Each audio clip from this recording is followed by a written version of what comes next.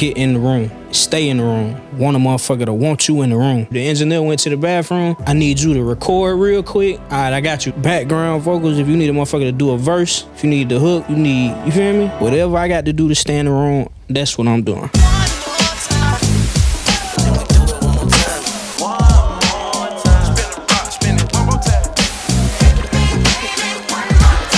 Welcoming in on the One More Time podcast, legendary Atlanta rapper Shady Baby Wanna Gunna. Oh my God. Crazy. Oh, you gonna put that in there? Absolutely. It's in there. It's in there already. It's in there. In all seriousness, folks, we have Landstrip Chip in the building. Chip. The melody god. We got Penn Franklin, Penn Stiller, Penny Hardaway. Yeah. This dude's written songs Keeping those too. Yeah, this dude's written songs for everybody, honestly. But most recently, go down the list. Written with Savage, written with A Boogie, Lil Baby, Lotto. I mean, I don't have time to keep going, Henry. It's a long list. For sure. But yeah, so you were just kind of alluding to this, but I wanted to unpack this. Like, it's been a minute, bro, since we've gotten some Landstrip Chip music as an artist. Are you going the songwriter route every year now? What the fuck's going on, bro? We need it. Nah, I kind of just... so I had just got out of a situation or whatever with a label. And I really just trying to, like, peep the scene of music and see where I can come in. And I feel like right now, like, I got 2 projects ready to drop this year. I feel like R&B is kind of taking back over. Oh, yeah. Absolutely. R&B like is coming back to the front. It's crushing. So it's like, I don't know. I feel like I was just waiting on the right time, but the songwriting shit definitely kind of took a forefront. Yeah. Yeah, I mean, it's tough to do both. At first, it was like I ain't get how to turn the switch off and on. Like, I'm walking in the room and certain people introduce me like, oh, this Chip here, producer here, writer. I'm like, nah, y'all know I'm an artist. You feel me? Like, every time. So it's like certain people just seeing me in different spaces and respecting me in different spaces. I wouldn't say it's hard, though. No, that part sounds hard. Literally, just almost the politics of being in studio sessions of like hard. It's just more so frustrating. But once you I feel like I had established myself because I ain't put out no music in 2 years. I know. Yeah, so I'm aware, bro. I feel like I had established myself as an artist enough to where I walk in the room and you can cuss, right? Oh, fuck yeah. Yeah, to where motherfuckers come in the room and they see me like, oh, that's Landstrip Chip. First and foremost, before they think anything, like, oh yeah, that's the hook god. You feel me? And then the pen slowly creep in the room after that. You feel me? So okay. So I wouldn't say it's hard. It's just it depends on how you balance it. Yeah, I just didn't even think about that as far as like, all right, why am I in the room? Am I here to be an artist, right? Or am I needing to kind of fall back and play the songwriter or producer role, right? So that would like fuck my head up. Is like, I know exactly what I'm here to do on the podcast. Like, this is my job. They're complementary roles, though. So it's kind of cool to have like the flexibility of kind of being able to fit in wherever they need you. Like, maybe they don't need an artist, but you happen to have some fire shit written. I feel like my thing was always get in the room. Yeah. Stay in the room, no matter like how you feel. Like, you gotta put your ego, especially like with some of the people I done been in the room, where you gotta really put your ego to the side, bro. Like, and just want a motherfucker to want you in the room. Like, whether it be, I need you to record real quick. All right, I got you. The engineer went to the bathroom. Hey, I need to get this takeoff. I'm gonna record you. You need background vocals. If you need a motherfucker to do a verse, if you need the hook, you feel me? Whatever I got to do to stay in the room, that's what I'm doing. Damn. Yeah, and writers are so welcome. And the engineering thing is actually a low-key gem, bro. Major. I ain't gonna lie, that shit made my life so easy, like, learning how to record. Yes. Because even like, it's been times I done kick engineers out the room. And I'm the most, like, anybody will tell you, bro, I'm the most non-confrontational nigga when it comes to engineers. Like, you could be totally fucking up and I'm gonna try to work with you, but it'll come to a point where I tell you, like, get up, bro, I do it myself. Damn. And I done did that because I'm faster than a lot of engineers. And we've talked to engineers like about how important speed is. Speed is everything, bro. For maintaining the vibe. Bro, that shit is everything, bro. Yeah. Engineers don't get enough credit. For sure. The good ones, yeah, exactly. And the bad ones maybe don't get enough hate. I don't know. Thankfully, you're speaking your mind of like, get the fuck up, bro. Yeah. You're It don't literally even too be slow. that. It be like, bro, let me sit down right quick. Bro. Like, Yeah. Tell the dude, I tell them bring the mic in here, bro. Right. I sit with the mic just like this and sit and record myself, bro. I love that. You feel me? Engineer's chair is the new booth. The engineer has to sit on the couch, you know, like usually where the He's just in the booth without a mic. When you do that, they get kind of like, they feel it, so they go sit outside. And they're pouting. Yeah, but they don't want to say nothing to you. Yeah. I had one bad experience with an engineer in New York, bro, and this motherfucker was trying to tell me how my auto-tune setting is supposed to be like. I'm like, bro, this how my shit is. Boom, boom, boom, boom. I'm recording. I'm like, why it sound like this? He said some shit like, I feel like you would sound better with it like this. I'm like, bro, I ain't ask you what you think. It's my sound. You feel me? Like, I ain't ask you. Yeah. It's such a fine line though, because don't you want people to maybe like try and give or do you? I don't know. Do you want people to try and give suggestions or what? I take input from, you feel me, respectable. Like, if I don't know you from a can of paint, bro, don't tell me how to. That's the thing. Yeah. Yeah, It's like, the trust. He hadn't built any or the trust. respect. I don't even respect you. I trust you to give me opinions on how you think I should be making music. You Yeah. feel me? Like, hell no, do your job. Yeah. See, I'm the type of producer engineer. I can't keep my mouth shut at first. I will always come out and suggest things and say things, but I'm also very good at like picking up on the vibe. If someone's like immediately like, nah, like I don't want to try certain that. people I'll lay low. Certain people you can do that with. Yeah. You feel me? You feel them out. Like, Feel them out. I could tell you like you a jokey type of guy. So how you might crack some jokes and shit, and I'd be like, I might not take it no way. Jokey. So yeah, I'll I'll cut them down if I pick up on that. I don't take it. You feel me from that? I don't. But if you just super serious and you be like, oh, do this. I mean, get your ass out of here, bro. It's about how it's delivered. Yeah, for sure. And like we've talked about that so many times. Even we were talking with a manager. I can't remember who, but basically like the way that managers talk to their artists, right, is like if you do it right, it's amazing, right? But there's a fine line of like you really rubbing an artist the wrong way. You know what I'm saying? Man, my manager, he gonna Who, Pat? Paul. Okay. He gonna laugh when he see this shit, bro. Like, I be telling him, I'm like, damn, why you gotta talk to me like this? How's he talk to you? He just might say some shit like, bro, you acting like a little bitch. and we'll be on the phone and Pat be like, come on, bro. And I'd be like, bro, why you gotta talk to me like that, bro? But we got a relationship like that. Yeah. You feel me? It's been my business partner damn this 7 years. So it's like, I respect it. It's like we got a big brother, little brother type of relationship. Yeah. Yeah. And the artist and manager. Now if you just, I don't really know you like that, you just handle the business, we might get into it. We might get the hooking like, we gonna fight. Yeah. But you my big brother, so I could take that. Yeah. For sure. No, it goes back to that, you know, what's the status of our relationship, right? Because sure. you can't just say anything to anyone, right? Hell at any no. time. Hell no. It takes time to build that relationship up and to like build the trust and build the, like, you know, the camaraderie that you have with someone that, you know, you're allowed to, like, I mean, we get into it, you know? Like you literally yelled at me about you actually yelled at me about the light. Yeah, I did. Don't fucking move he literally said, don't fucking move the light again. Like, thank you. Yeah, I and did. you were like, And I think we got kicked off TikTok Live because I was telling you to shut the fuck up. Maybe. and you were vaping.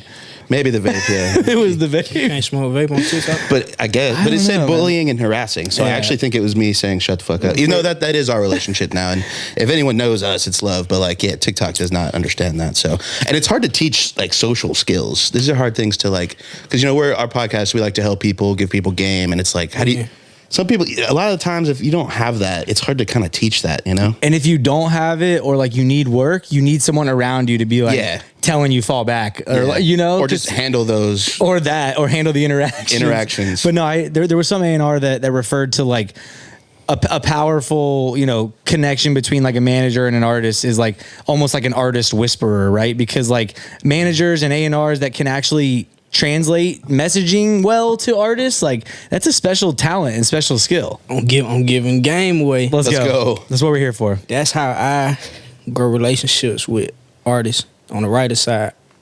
I come in, I just listen, I peep the vibe, and I interject myself in certain situations where it's space to do that to the point where we create a bond. I don't like working with people I never had a conversation with because it's like I don't know how you feel. I don't know what you think. I don't know how you think. I don't know. I want to know what you ate today, how you feel, what's up with your boyfriend, your girlfriend. Y'all into it. Like how many brothers you got. All that shit matter in creating the vibe to make good music. It's so true, man. I mean, because I heard you in another interview say that like you almost like require being in the studio with artists that is that still? Yeah, because I could send you 100 records for you to listen to and want to cut and shit, but it's like, what's gonna make you be like, oh, Chip sent this shit? Hey, I need to do this now. Like, prioritize. Mm-hmm. I want to be there in your face. I damn near want to do it for you. Like, me, with certain artists, I do it. I come out the booth, I don't even say nothing to them. They know, like, when Chip come out the booth, go right in. Mm-hmm. I don't need to hear it on the speaker. I'm just we finna make it happen like this. I don't need to replay it. That's how certain artists, that's how our workflow move. How different is every artist? Like, do you have to adapt, or do they almost somewhat adapt to you and your style? I feel like it's kind of both, but like I said, my job is to stay in the room. So I'm here for what you need me here for. Yeah. It's not really the other way around. And that's another thing about like the switch from the artist to producer, songwriter. It's like knowing when to be one and be the other. Because I be in the room with certain artists and they might want me to do the hook and stay on the hook. Or they might want me to do a verse for them or do a hook for them. So it's like knowing and having that understanding with each other. But to answer your question, I adapt more. I'd say it's like a 70-30. Yeah. With me adapting. Yeah. Because sometimes I come in the room so hyped, like my energy just take over the room. Like, this what we doing today. This how I'm feeling. You feel me? Get on my vibe. Mm-hmm. And some artists I be feeling like need different vibes. Like, you know. Yeah, some people probably need that. Because if you don't need different vibe, why you need somebody like me to work with? Yeah. It's true. You need me to give you the same thing you doing? Yeah. That's a waste of both our time, I feel like. Do you think that using songwriters is starting to become more accepted in hip hop when it was such a no-no back in the day? I ain't gonna lie, bro. I don't even consider myself a songwriter. Or What do you more of a consider yourself? producer? I'm a producer. Yeah. Because at this point, it's like, I don't just do top lines. I don't just do words. Like, it's like 2 or 3 projects I'm working on right now. I'm damn near A&R, overseeing everything. I'm involved in every aspect from mixing to stems, hitting the producers, hey, I need these stems, to reaching out to my homies, getting these features, to everything, cover art. It might be a mix an artist like, and they send it to me, and I don't like it, and they be like, shit, Chip don't like it, get it remixed. Mm-hmm. You feel me? So, it with being accepted in hip-hop, I feel like it's more accepted in R&B. See, it's a difference between hip-hop and rap. Hip-hop, I feel like, is like MCs. You feel me? I'm a student of music, right? So, when you say hip-hop, I'm thinking of like Sugar Hill, Run DMC, like shit like that. KRS-One, that's like hip-hop. I feel like rap kind of started in like the 90s. So like in rap, I don't feel like motherfuckers want you to know who wrote what, who did what. And like on the hip hop side, it's kind of like not so much is accepted. They be cooler with the produced by, you feel me? Like, that's why a lot of writers starting to slide in. If you peep, a lot of writers are starting to slide the producer thing, because that's how you can get it off. But so like, you know, when I see a bunch of writers on the Spotify credits on a rap song, right? Like, you know, let's even take the 21 Savage, you know, records. Like there's a lot of writers listed on a number of those songs. Is that like, is anyone like, are people open about like their bars being written, or is it strictly like hooks and maybe some of the features that are R&B features that are all the writers that are involved? Like, yeah. I feel like, and it's me, because I see from both sides of the fence, right? Yeah. As an artist, I've only taken one hook ever. I'm not saying I'm the biggest artist in the world, but I just feel like I'm a songwriter. So it's like I go in the booth and my process is my process. I make my music, and I make music for me first. I learned that from Rick Rubin. He said, you make music for you first, and eventually the fans, you feel me, they'll pick the shit they like. The audience comes last. You feel me? So On the artist side, I'm only taking one hook from somebody, and that's from this artist named Most Likely. I want to shout him out. He a dope dude, most likely. On the R&B shit, I feel like they don't care. It's like, oh, it's R&B, it's singing. It takes writers to do R&B shit.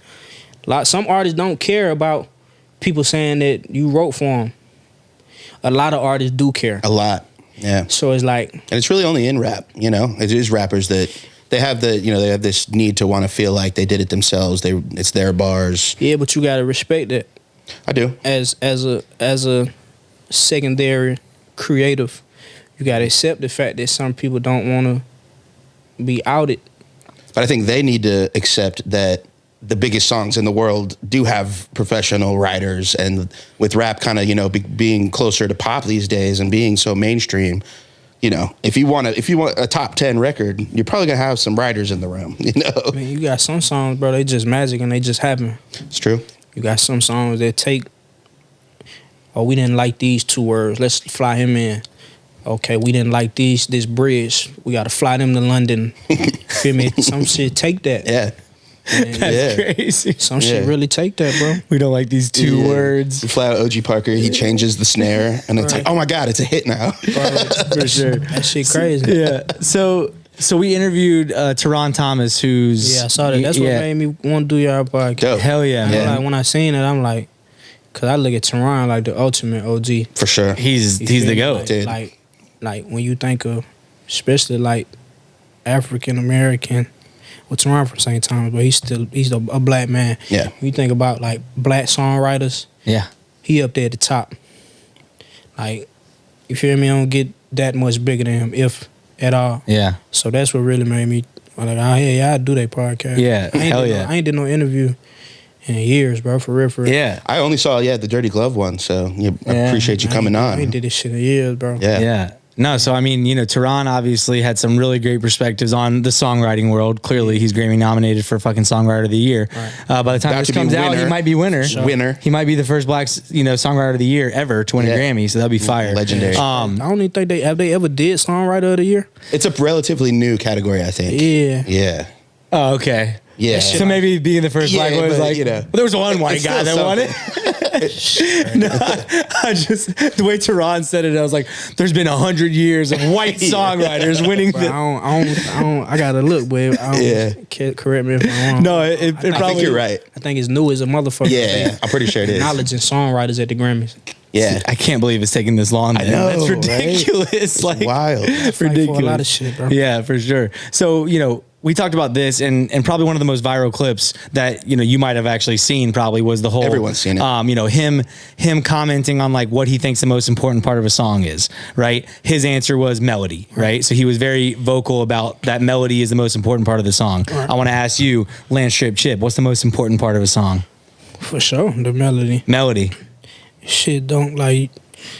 If you look at all like a lot of the biggest songs in the world, they like nursery rhymes. Yeah. You feel me? It's some memorable shit. It's shit that that's why a lot of people like sampling and doing like interpolations, because it's recognizable by the ear easily. You feel me? It's certain beats you can play, like you turn it on and be like, damn, I hear how this supposed to go already. It's those melodies that you're like trying to go to sleep at night and you're just like, it's like replaying in your head. CD 1, 2, 3. Yeah. Next time, won't you play with me? Like, Yeah. And it's the same as Twinkle, Twinkle. You feel me? Same melody. Crazy, bro. Fire, that melody is so fire they used it twice. I have a toddler and a newborn, and so I actually sing these songs on the regular, guys. So, like, I get it. Melody's the most important part of the song for sure. Yeah. But so, what would you say your greatest strength as a songwriter is? Is it melody?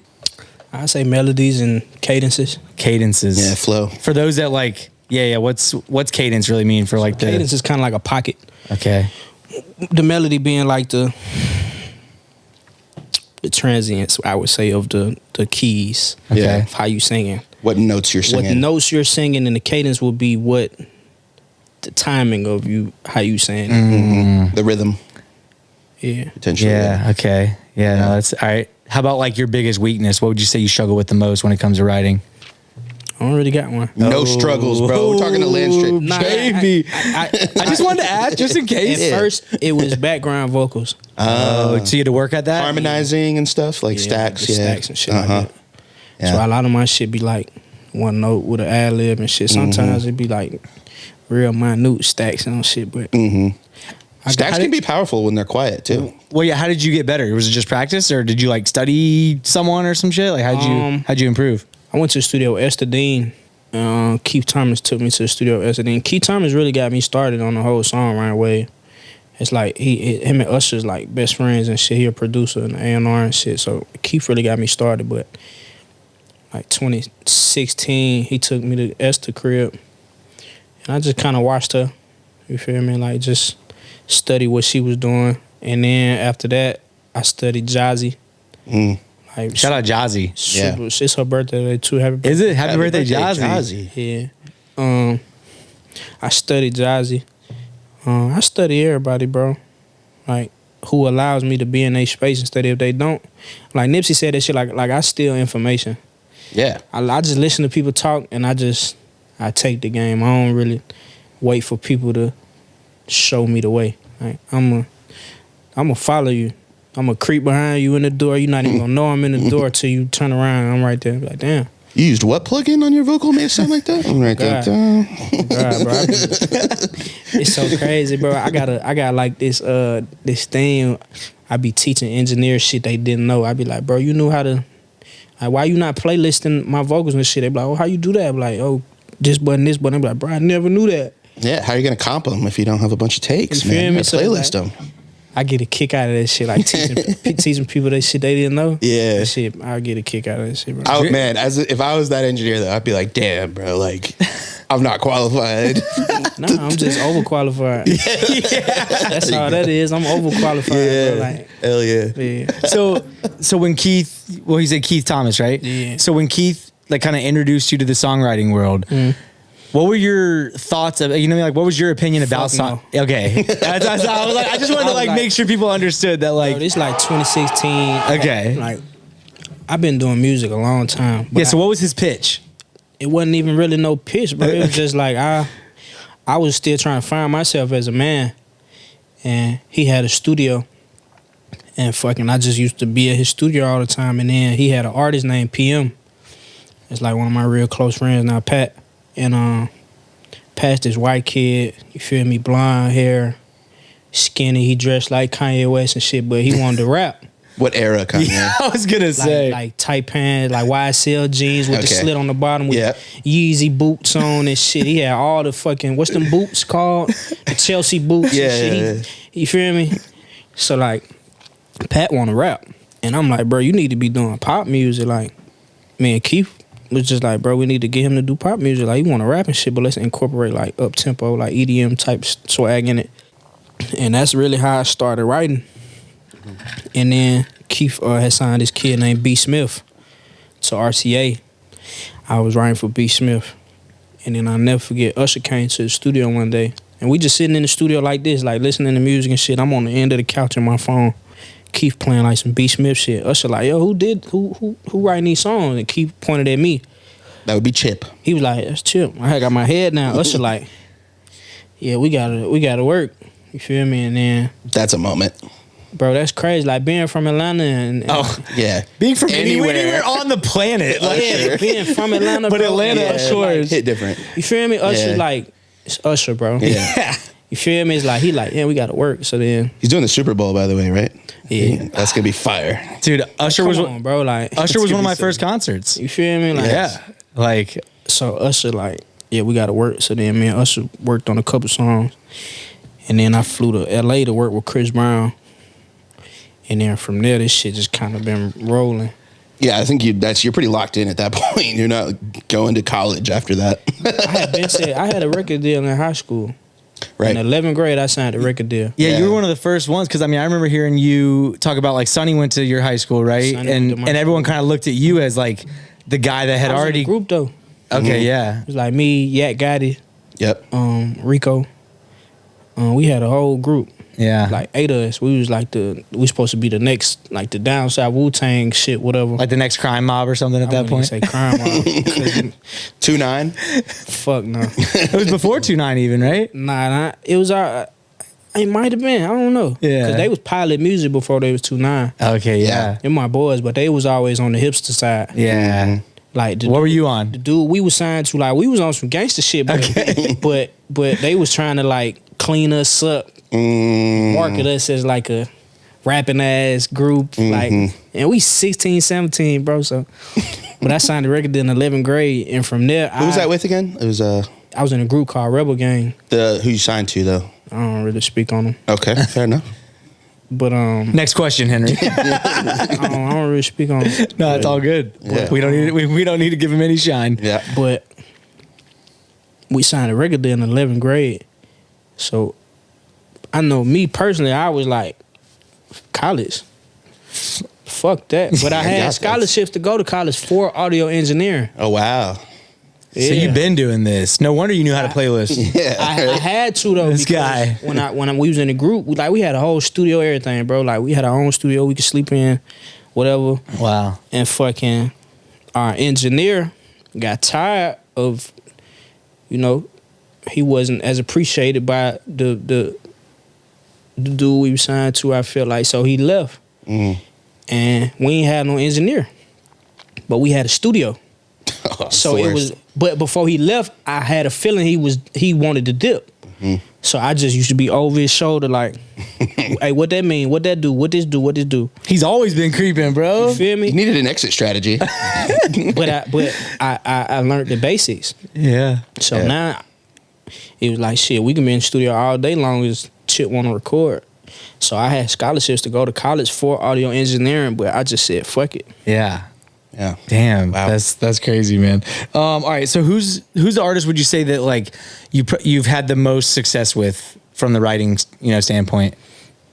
I mean, obviously you went number 1 with 21 recently, so maybe I don't know if that counts, but like just probably like the most like consistent success, would you say?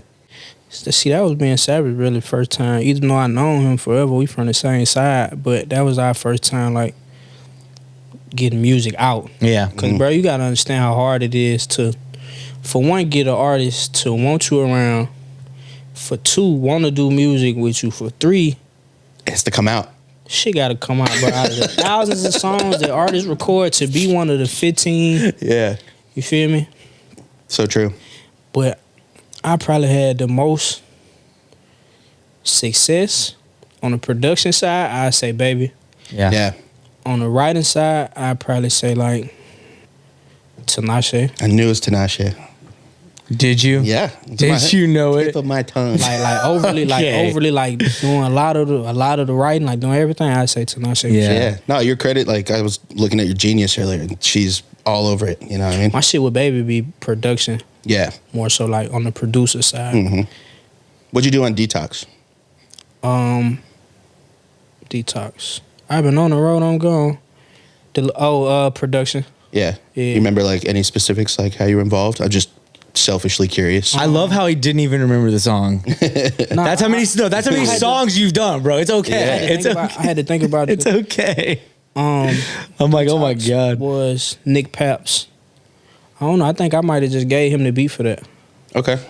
Yeah. Yeah, I might have just like slick A&R the situation. You feel me? Dot connector. Yeah. Yeah. Crucial. That seems like that's a differentiator for you. It What? seems like, I mean, just the A&R skills that you like. I always wanted to be that when I turned like 40, 45. And I always said that because like I hated how artists was getting done by labels and shit, bro. I felt like the disconnect was the A&R. Like, cause a lot of artists, bro, they come in, they sign to a production company, and then the production company deal with the label. So it's like your really only communication through the label is your A&R or your project manager. And I feel like a lot of the A&Rs these days, they just going to collect the paycheck. Yeah. You feel me? They going to work, not at whatever time they get to the office. At 4:45, they ready to get the fuck on. They don't give a fuck about, you feel me? It's not really their job to care, but it's like, you want to develop good artists and successful artists, why not care? Yeah. That's why a lot of the good A&Rs, they super like connected to their artists and shit, like Barreline. Like you see Barreline everywhere with all her artists. All the time. You feel me? Yeah. We need that like, interview. Yeah. But it's like it takes shit like that for artists to even believe more in themselves. Like, damn, you believe in me this much, I gotta go hard for you. Yeah, when the people around you aren't even motivated to help you, that can be demoralizing. It's gotta be depressing, bro. Yeah, like damn, like y'all signed me and gave me this money and shit. Y'all don't even really. Yeah. Yeah. Okay, cool. I can just. All right, fuck this shit. They don't just bullshit. Yeah, put some shit out, re-up the contract, bro, like, hopefully. Whatever the fuck. So was that your experience as an artist at any point? With that label, who shall not be named. Bro, I done been on 2-3 labels. I was gonna say, because I mean, you were signed with what, Def Jam or? I signed to Def Jam. Yeah. And I did a situation with Asylum. Yeah. On my last project. Uh-huh. I feel like my first deal. Keep in mind, I'm 17, bro. I'm in high school. Mark Pitt signed us. Mark Pitt's still at RCA. Damn. To this day. Yeah. Oh yeah. Mark Pitt and Wayne Barrow signed us, and I always was like the I wouldn't say micromanager of our group, but I was the motherfucker like I'm getting everybody numbers on the slick on the side, like Team leader. me and Greg Street like chopping it up because you feel me? Yeah. I know like the other motherfuckers in my group, bro, they was on some gangster shit. I ain't gonna lie, I was the damn near the pretty boy of the group. Okay. I damn near didn't belong. I'm gonna keep it a brick. I didn't belong. But them was just my brother, so you feel me? And they entrusted me in that, like, hey, you and Bigger Rankin need to stay connected. Like, you and Greg Street, me and Mark Pitts talked. Like, I was damn near him, Mark Pitts, like, hey, bro, we ain't getting no love. Like, what's going on? He like, man, I can't. You feel me? And then my second situation with Def Jam, it was kind of strange because, so Rico signed me. Rico Beat signed me to Def Jam. Him and Steven Victor and AE. But probably like a month after I got signed, Pop Smoke was like blowing up. Took their full attention. And Rico was managing Pop. Steven has Pop signed to Victor. So Rico been told me, he probably don't give a fuck about me saying this shit. Now he been told me like, bro, I ain't gonna be here. Like, I see where this shit going. And I respected it. But some shit happened to where they ended up leaving the label, and it was kind of weird because I had 4 labels trying to sign me, and that was the first meeting I took, and I signed with them just because I felt the camaraderie of brotherhood with them, you feel me? So it was kind of weird when they left, and it was a disconnect with the label because now it's like new people coming in, and they don't know you, and I don't know you. We don't know each other. Man, we've heard those horror stories when the person that you signed with is like no longer at the label, or there's a restructuring or something, and you just get assigned to someone else. Yeah, bro. So that shit was kind of weird, and I feel like I was in like a great spot musically at that point because this is before like super streaming and the social media, like they making you do this TikTok I ain't gonna call it bullshit, but they making you do the TikTok and the challenges and all this other. Mm-hmm. So it's like, I feel like that was like a time where I really could have made a mark. It wasn't even, I can't really say it was a bad experience. I learned from it. Yeah. I don't really look at nothing like a bad experience if I take something from it. You at least make sure it doesn't happen again, you know? Yeah, if I can gain from it later in life, bro, I don't really look at nothing like a loss or like a... Yeah. I say it all the time, there are no losses. Yeah. So is there any artist that you think you can't write for? Like, does it have to be that chemistry, or can a writer like you who's just good at what you do, can you write for anyone? See, that's what I'm saying. You got a lot of writers who just try to mimic and like, oh, let me come in here and do your cadence, your voice, do your ad-libs. Because they sometimes, when the artists hear that shit, they like, oh, this sounds like me. I could hear myself doing this.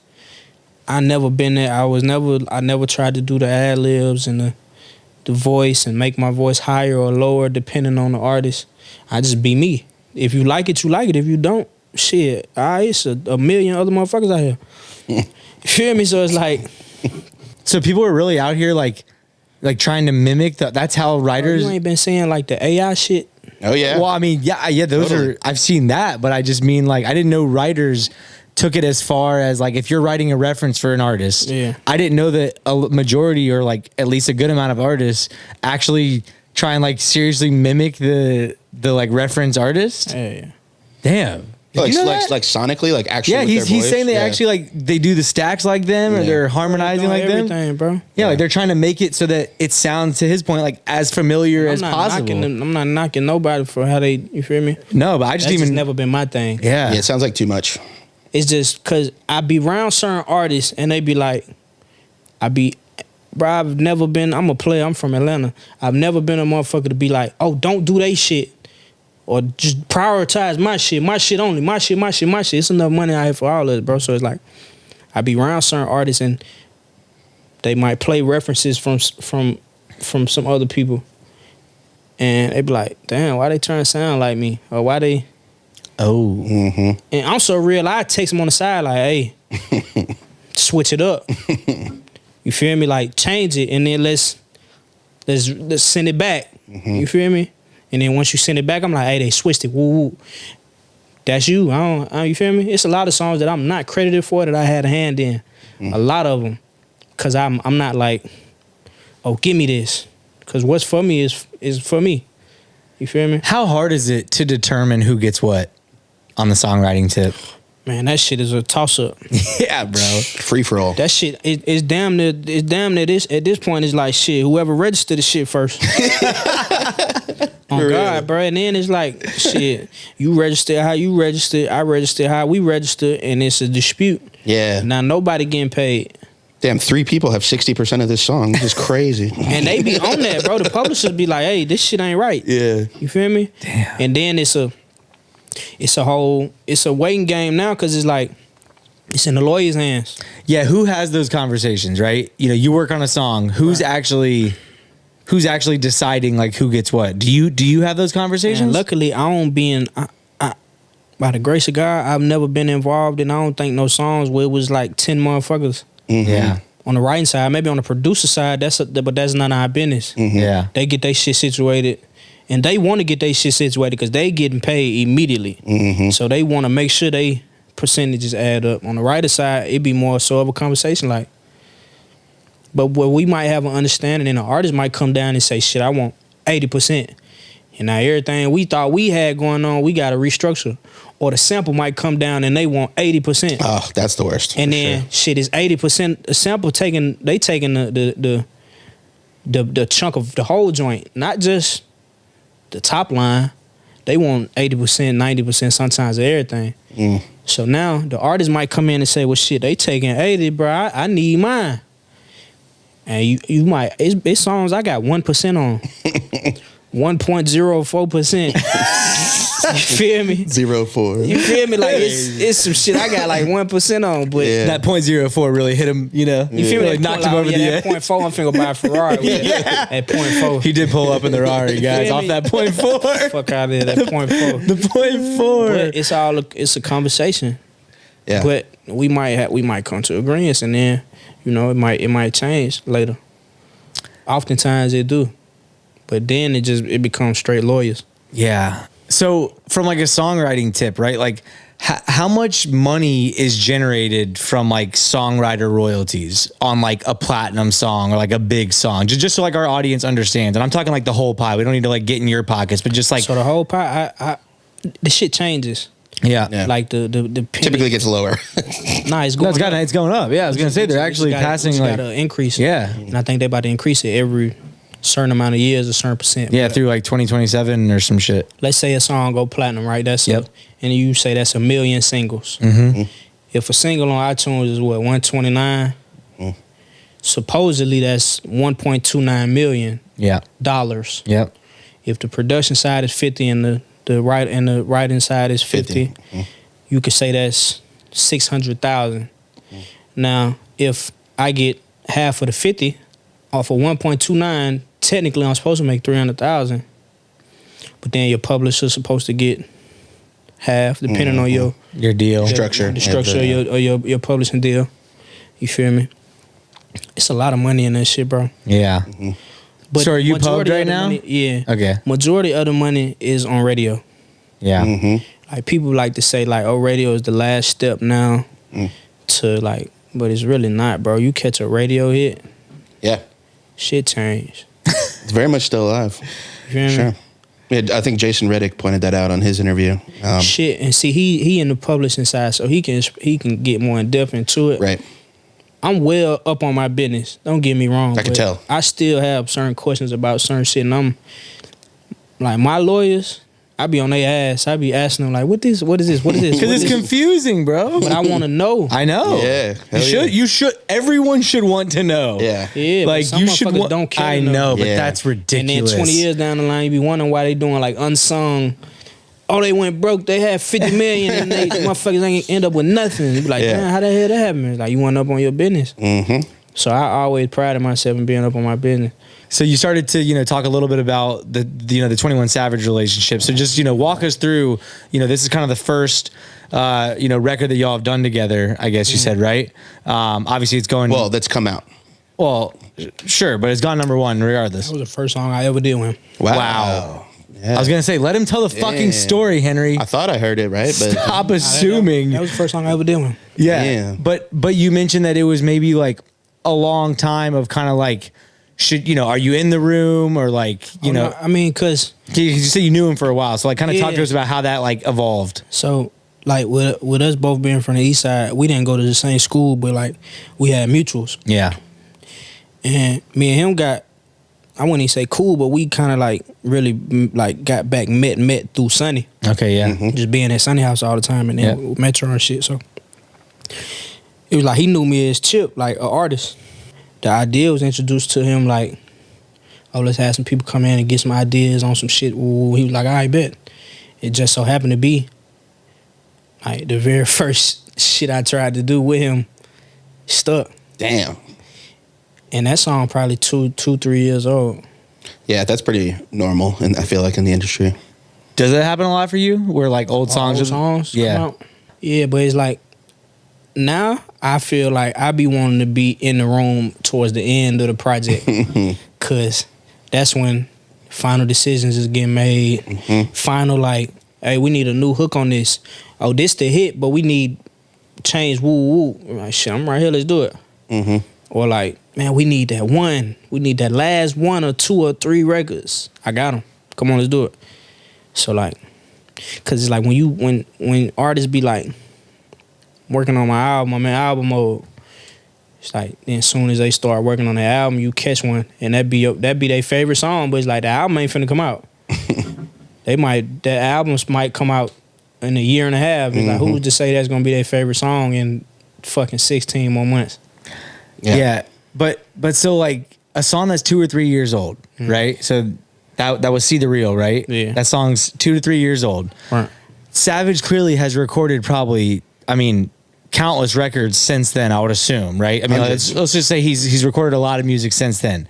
How does he remember? How did that song actually like get brought back up into the fold? Like, It was never out of the fold. okay, so he's like That what? good, Ben. No, I mean that's what That was like one of his favorite songs. okay. So then For that long. And then I talk to him every day. Damn near we play the game a lot, so it's like what game? COD?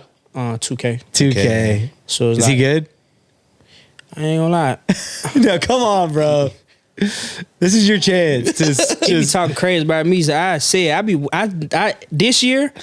At first, I was whooping his ass. Like, okay. man. Who's your team? Nah, so we got like a league. Oh. So like we draft. Like, Okay. well, we have.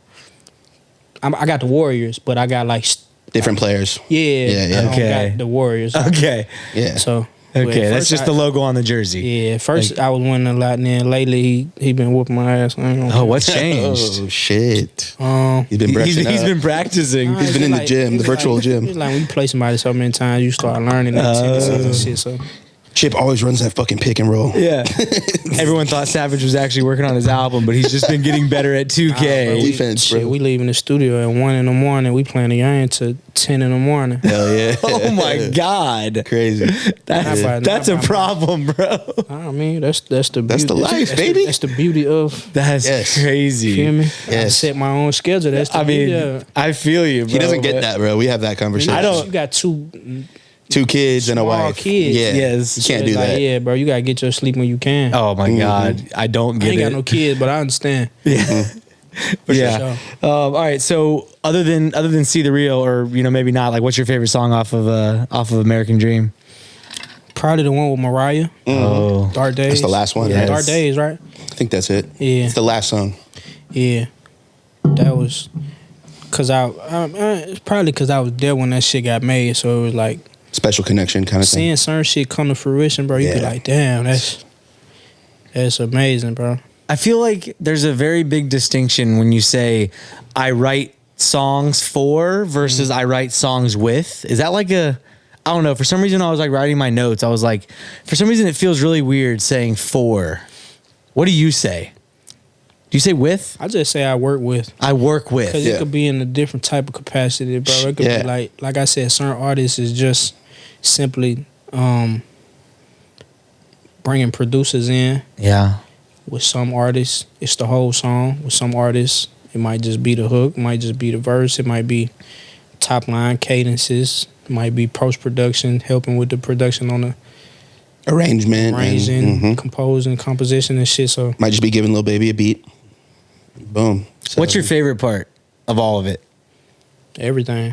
Nah, come on. Yeah. What's your favorite part? Everything. If you had to bro, give up everything but one piece of the puzzle, shit, what are we doing? Nothing without everything. Ooh, that was a Chip. bar. Chip, It's God nothing damn. without everything. It's nothing without everything. Fire. It's a paradox of sorts. Like, If you think about it, bro, it's like it's I not thought like, about it, Chip, and it's a not fucking the, it's not the paradox. A Boogie like think about it how you don't want to think about it. Yeah. It's like, bro, Did he say that, or did you say that for him? He said that. Did you write that one for I him? was like, I know you work with A Boogie. Was that your fucking? He said that shit on the interview. I ain't, but That's crazy. That's viral as fuck. bro, it's like without one piece of it, the whole house break down. It's like every piece is the foundation. So like you pull the top line out, it's like the house leaning. If you pull out my ear for production, it's leaning. If you pull out like just me being somebody to connect the dots on certain shit, the circle don't fully close all the way. So it's like The game is being able to fit in wherever you're needed. I know it was a hypothetical fucking question, Chip. It was a bad question, man. Bad question. I just wanted you to pick one. God damn it. I'm super literal about it. I know, man. I'm just messing with you. So, you've arguably worked with like every like top producer out there. I mean, whether it's like London or I feel like Hitmaker is always like he was like in your comment section all the time. I feel like obviously OG Parker, freaking who else? Jetson, C Note, whatever, right? How does your workflow different like when you're working with just producers? I don't go to the studio to do shit for other people. Like if I'm in the studio by myself, I'm just making music. You feel me? I don't be like, oh, today I'm writing for, or today I'm doing my stuff. I just go make music. People be telling me like you gotta be intentional. Mm-hmm. But it's like I've heard that. they be like some people go in the room and they be like, oh, today I gotta do a radio song. I gotta get some shit that's gonna stick on the radio, and then they leave the studio 15 hours later, but I ain't come up with shit. We talk about this all the time, bro. Because creatives almost need to not be intentional on purpose. You need to be able to let your mind intentional. You gotta wander. You gotta have your blinders on and understand it, like what it is you're trying to accomplish. But like certain shit, bro, it's like, oh, I'm going in there to do a pop song today. Like, oh, I need to. Such and such needs this type of song. They A&R called and said they need this. Like, hell no, bro. You need to leave yourself space to like wander and be creative and come up with something that might not have been the original plan. Because I feel like that's how you stumble on things that can be great. If I was only a writer, if like my sole job was songwriting, and then it'd be like, all right. Yeah, it's different when you have different things going on. Me being an artist, it's like I be knowing like people be calling like, oh, this artist wants to do this. I be artist side of my brain cut on. I'm like, bro, they don't want to fucking do that. I talk to this motherfucker. They don't like shit like that. He be like, how often are the people that are like advocating on behalf of the artist just completely wrong about like what they actually want?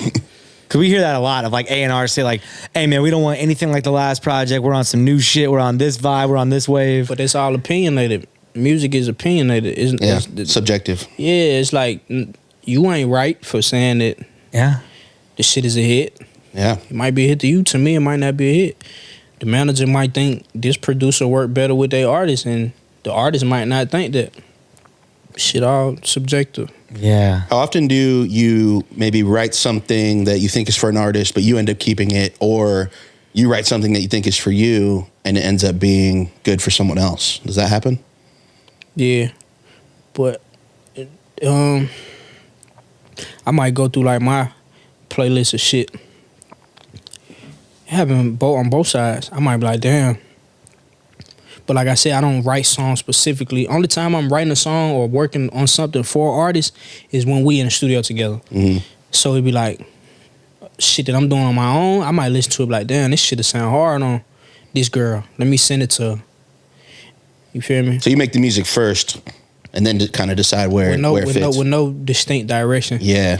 Specific, like, oh, this is for you. Yeah, just make it, and however I'm feeling. However I'm feeling is how the song gonna come out, and then after that, it's like, oh, this, damn. Once I come out of that trance, it's like, oh, damn, this would sound hard for me. I'm keeping this. Yeah. Oh, this would sound hard for this person. See, like, I love that approach, but then it also like gives me anxiety of like the options are endless versus if I were a songwriter, I feel like I would so much more lean towards the like, I am going in the studio to write for this. Like that would be how my brain works. You know what I mean? Where it's like, I don't know. I just feel like I would need those constraints, but it's like, that's not what's best necessarily, you know? Nothing is best or worse. That's true. Whatever works for you. God damn, Chip. Whatever. You're a wizard. It's like whatever you feel works for you, yeah. How long did it take you to like find what works for you? I still don't know what works for me. Oh. Bro, I'm Batman, bro. It's like you know me, but you don't know me. It's like Batman barely know himself, bro. What works for me is good music. You feel me? And understanding my role at all times. You know, like, you got certain people, they come in the rooms and they try to overtake the rooms and be bulldogs and shit, and it's like, bro, we ain't even need that. You got 10 bulldogs in here, you trying to come in here and be... Bro, you know, I got a funny story. I'm not going to say no names. Say them. I'm not going to do that. Say them. I was in L.A. Say it. I ain't gonna say it. Bro, I was in L.A. and I'm working on a song for an artist. This way back though, before any major critics into that shit. Like I'd say Jazzy. Me and Jazzy was working on the song. Okay, see, he already said one. He said one. He's gonna say more. Come on. A producer had made the beat, and I was in the booth doing the second verse on the song. And the producer, I'm talking about this 5 times diamond. Oh, Heavy hitter.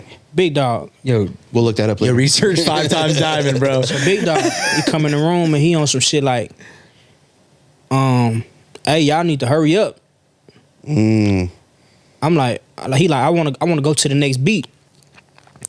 I'm in the booth, but I hear him.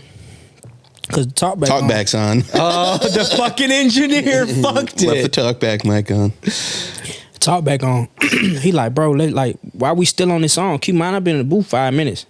I'm down. So I'm telling him, I'm like, bro, I'm almost done. It's gonna take me like 5 minutes. He like, we ain't got 5 minutes. We need to pull the next beat up. So the engineer like, what you want to do? I said, bro, put your fucking headphones on and record me. I came out the booth. He like, I'm saying, like, I didn't want to spend as much time on the song and shit. I'm like, hey, bro, let's go outside and talk right quick. I'm like, bro, I understand who you is and shit, but I don't give a fuck. You're not finna come rush my process. I don't care. I'm finna finish what the fuck I'm doing. After that, we can go to the next song. If not, we can get the fuck on. Cause he an older dude, so like, I ain't gonna go there with you. But you ain't finna come in the room with a little boy, me neither. Yeah. I don't give a fuck what you done did. Yeah, maybe if you were doing a 12-bar verse for an hour, I get I it. don't even work like that. Yeah. Like, I pride myself on going in the room, wowing people doing that shit quickly. So motherfuckers be like, damn, you just did that shit that fast? And I be like, yep. Hell yeah. I've been like, that's what kept me in the room early. He was like, damn, this nigga Chip going in there doing this shit quick. See, Yeah. that's important. Yeah, that's an like, easy way to not get invited back. Yeah, but like To speed take forever. Speed shouldn't actually matter because like at the end of the day, we talked about this with a lot of people. Like all that matters is the song. Shit don't matter with the the outcome of the song. You feel me? Yeah, but in the moment where you got like a lot of motherfuckers in here who done sold millions and millions of records and shit, and I see motherfuckers taking too much time, I'm going in and knocking that shit out 5 minutes. And they like, I need him. I want him. Cause like early on, with me and Jazzy relationship was I come in the room and I let Jazzy lead the way. Still, it's like that, but like, cause back then my strong thing was words, like lyrics and like punchlines and shit. So she'll do the top lines and the melodies and cadences and shit, and she be like, "Hey Chip, come in here now, let's write the words out," and I come make that shit catchy. Not saying she couldn't do that, cause she could do it by herself, but she was open enough to let me in her space and bring me along. Like, now I need you to help me with this shit. So that was always my thing. Just like I said, being in the room. Yeah, but however I needed to be in the room. Yeah, but it's crazy that like speed is important, like from the optics of it, right? Like how people perceive it, perception, especially when like, you know, there's a lot of people in the room and everyone's trying to do their thing and be contributing or whatever. Like, I only like being in the room with hella writers. Yeah, it seems like a overload. Cutthroat, like weird. Yeah, you probably don't like camps either. He doesn't seem like a camp guy. Not a camper. I've never been to camp. By choice or? No, I've never been camping. I've been to camps. Okay. Writers camps though. Yeah. Bro, like, I don't know. It's just, I don't know. I gotta really fuck with you. That's a funny, like a shit that's a show. funny YouTube video, bro. Taking Chip like to a camp, and he like thinks he's going to a writer's camp, and like we actually just take Set him up to the the woods. We're like, Chip, we're going camp. We're going camping. Do it though. You go camping? I go camping. Look, I brought my interface. We can record. I wouldn't even record. He would just roast marshmallows. No, we get Shit like the that. I forest wanna escape. ambiance. I want to escape. Yeah. Like any free time I get, bro, I like to take it. Yeah, For sure. I think that's inspiring. It helps This you shit write gets better. stressful sometimes, so it's like, Yeah. you know, Hey, but I guess you wind down with 9 hours of 2K against 21 Savage. You know Hell what I'm yeah. saying? that shit be stressful too, bro. Because he's whooping your ass. He might win two, I might win two, and you feel me? Game I might 5. got a little vibe. She want to come lay down and shit, and it's like, I gotta beat this nigga. Hold on. Oh, man. You know how that shit goes. She's You wanna play the game all night, motherfucker? And then she sleep by the time I get done. It's like, damn. Or she's awake because it's then 10 a.m. in the morning. Man, listen, man. I live a crazy life, You bro. do, man. Well, Chip, we've entered the final segment of the podcast, my friend. Oh shit. Final seg. That's funny, I live bro. a wild It's life. been great. All right, man. we're taking Chip camping. This Right. is, I'm telling you, like taking music people to do like Weird things, It was an yeah. idea It's of a concept mine. we Yeah, had, like yeah. Y'all ain't seen that video of Thug like going hiking and shit. see, that's funny. And he was like, this would be a cool place to fuck. See the amount of On top of the Moments like mountain and that. shit, he like, this Yeah. would be a cool place to fuck. the amount of quotables we would get from Landstrip Chip Yeah. while we're camping, Oh, facts. like making him try and set up the tent or something. You know what I mean? I'm gonna figure it out, bro. I know you would, but it would be funny along the way because We do like some montage music. exactly. figure that shit out so fast, bro. Yeah, love it. have it on high speed as he's Yeah, trying to yeah. figure out like. It's great. Not the Benny. Oh man.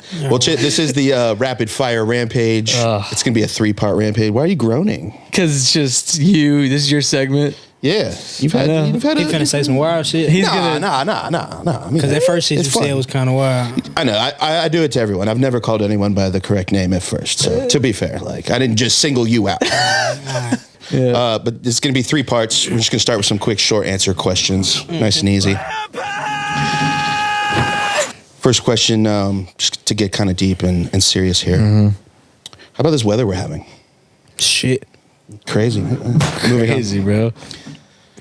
Chip, give us your top 3 tips for artists to, and I'm going to change writing better songs to making better songs. Being true with yourself.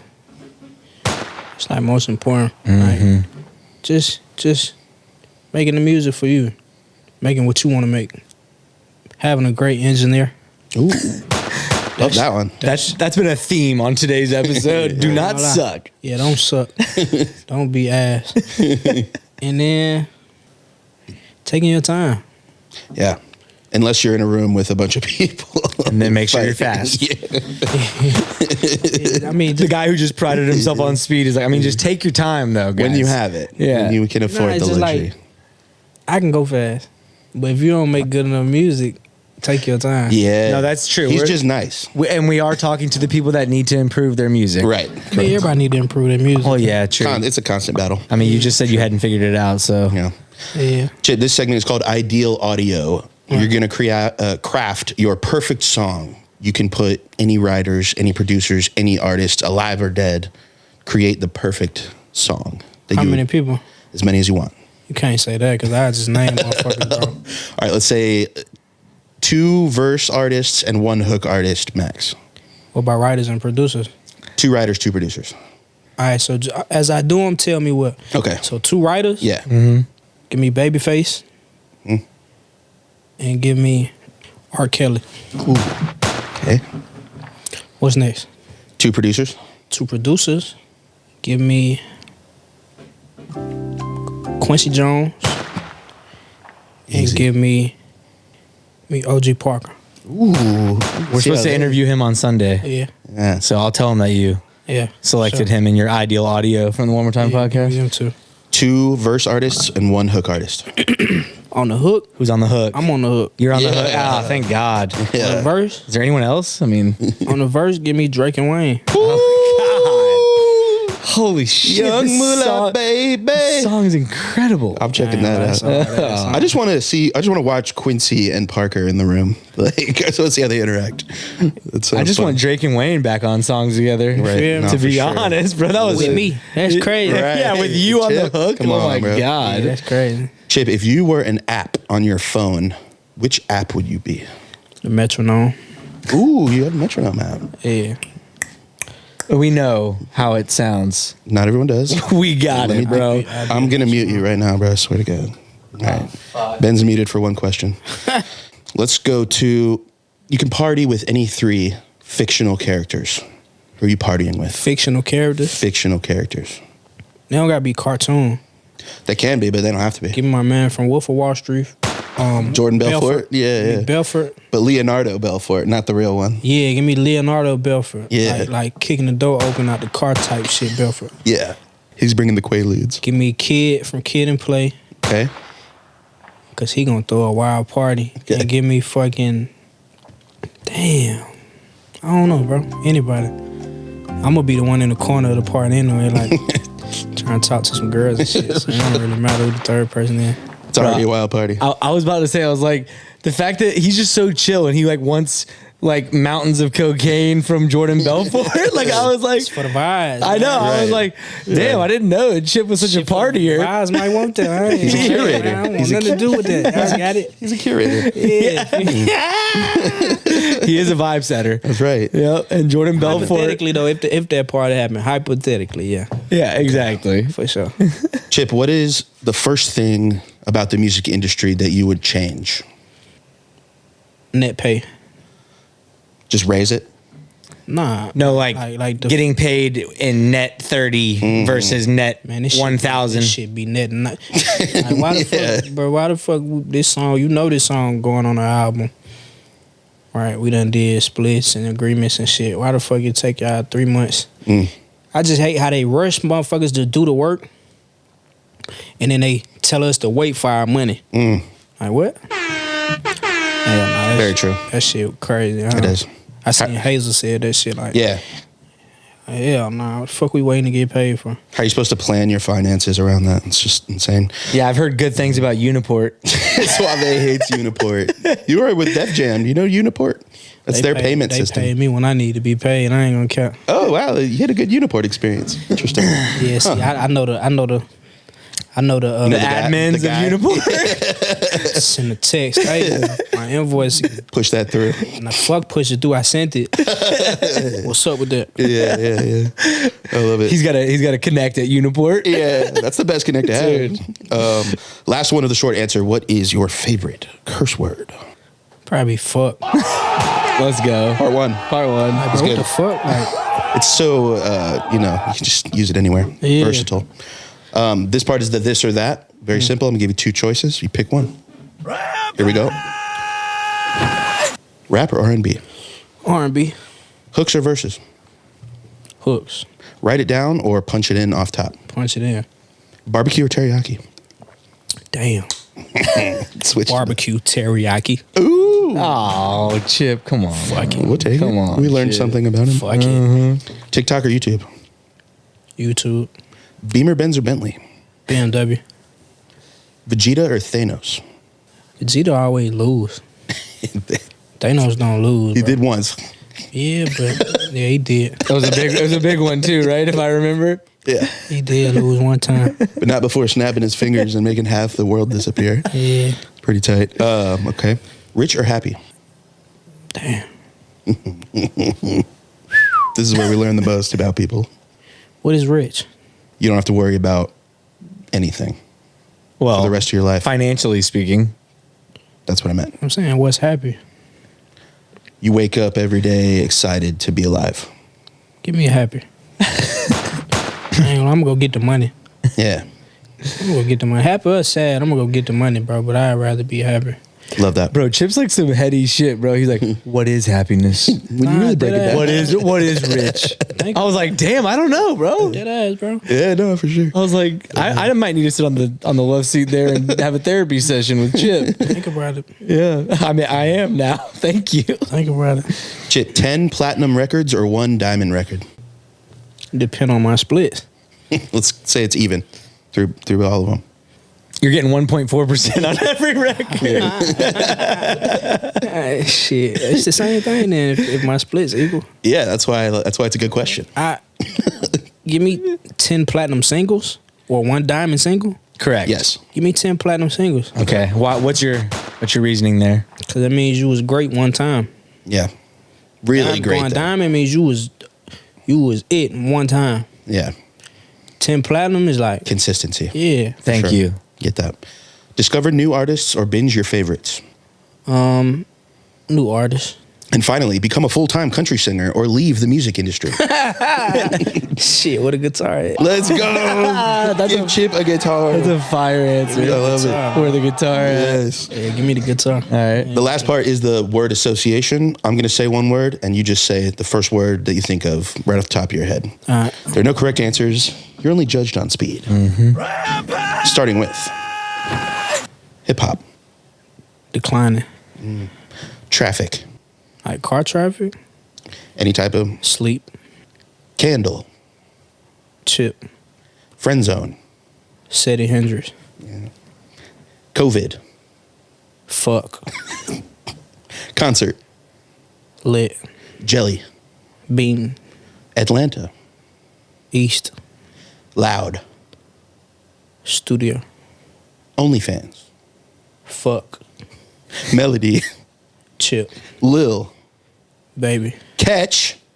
these nuts. That's Oh, my good side. It was supposed to be my good side. Catch These Nuts That was is way better. though. Let's change the title of the song. Catch These Nuts. Let's write a song, Catch These Nuts. This has been Landstrip Chip. As always, please like, comment, and subscribe if you fuck with this interview. We are here each and every week. That was crazy. That was a good one. Catch These Nuts. Until next week, Henry, what are we doing? We're getting out of here. Catching These Nuts. Okay. Oh, pause. Pause. Pop that shit like one more time. And pop that one more time. Pop that shit like one more time.